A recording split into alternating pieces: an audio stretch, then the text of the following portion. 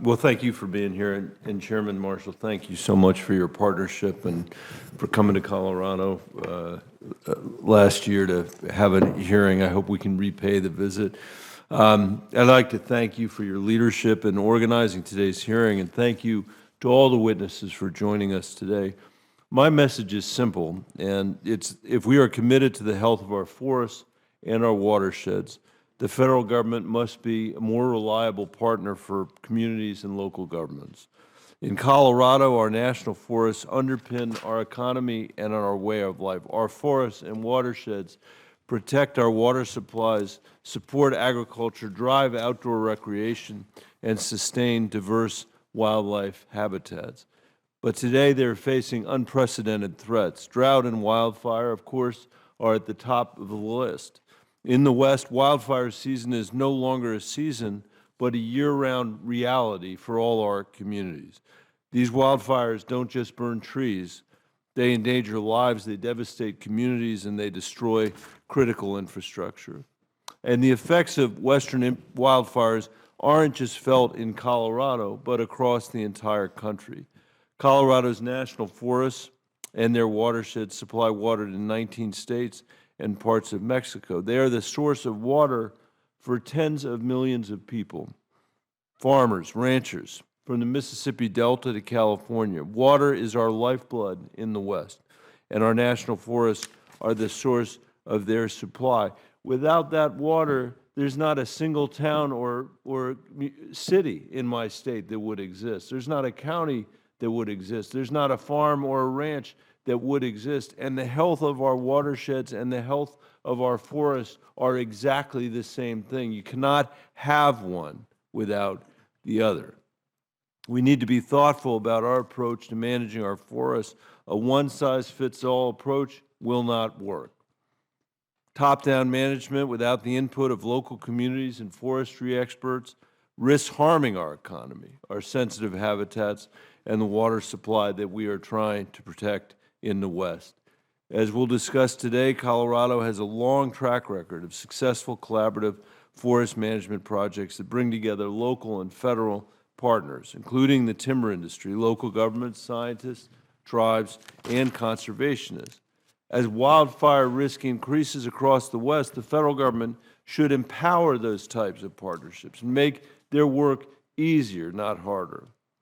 Unfortunately, taking a chainsaw to the Forest Service workforce and funding makes life harder for Coloradans, makes harder for citizens in the West, and it does nothing to advance local forest management and partnerships.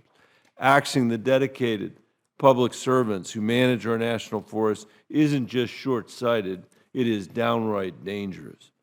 Much of Colorado is already in drought, months before summer has even started. Right now, snowpack is below average in all but one of our major watersheds, and temperatures have hit record highs over the weekend, reaching 10 to 15 degrees above the historical average. Whether it's the Fix Our Forests Act or any other piece of legislation, it won't matter what we do here in Congress if the administration is simultaneously undermining our land management agencies and withholding the resources they need to do their jobs. I appreciate the goals of the Fix Our Forests Act, which we will discuss more today. I really do. If done thoughtfully, reducing wildfire risk through active management is an important goal. And by the way, we're running out of time.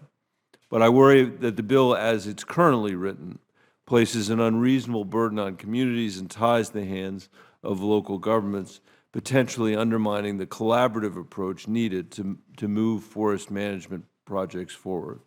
I recognize that the wildfire crisis affects us all, and we have a responsibility to find a bipartisan solution. I'm ready to work with my colleagues on both sides of the aisle to advance legislation that includes the forest policy challenges and investments that are needed to reduce wildfire risk and improve the federal government's work with states, local, and tribal partners. After all, they're called national forests for a reason. Over the last decade, we have spent $6 billion on wildfire risk reduction work, and $38 billion, 6 times that much, on wildfire response and recovery. It just makes sense, Mr. Chairman. It takes $50,000 an acre to fight a fire. It's a lot cheaper to be able to do it on the front end than that. If we do not invest now in wildfire mitigation and watershed restoration and the federal workforce tasked with doing that work, it will cost us hundreds of billions of dollars a year in firefighting and recovery costs in the coming decade, to say nothing of the damage to our infrastructure, to our way of life. I've told Chuck Schumer over and over and over again, Mr. Chairman, these national forests are more important to us from an infrastructure perspective than the Lincoln Tunnel is to New York. He doesn't necessarily agree with that, but it's true. Don't tell him I said it.